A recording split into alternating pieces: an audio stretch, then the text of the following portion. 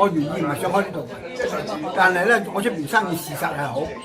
我係對啲顧客咧係有一種愛心。我做生意我話咗啦，我係兩種嘅啫，我一係賺錢，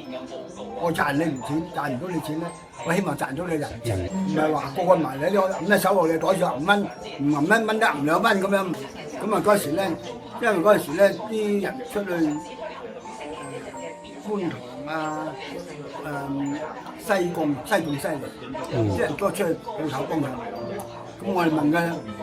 我問啲人，我話你出嚟好辛苦啊，嗰陣坐車好難坐㗎。咁我話我喺嗰度而家有地方租，彩虹村，你哋中唔中意？我喺度開一間啊，你中意開一間咧，你就簽翻個名俾我啦。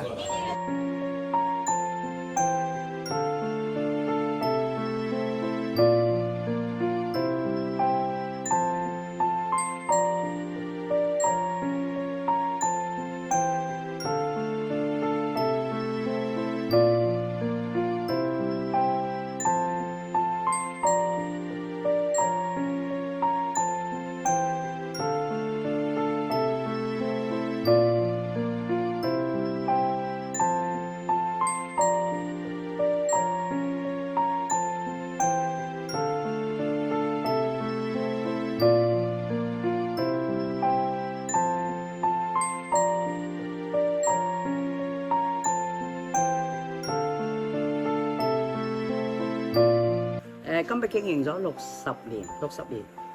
最開心就係每年都話3面籌款啦，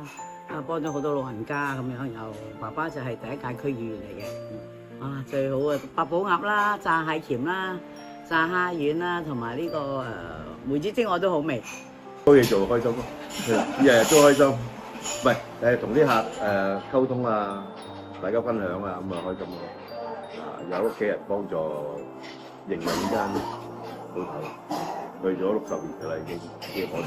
而家做。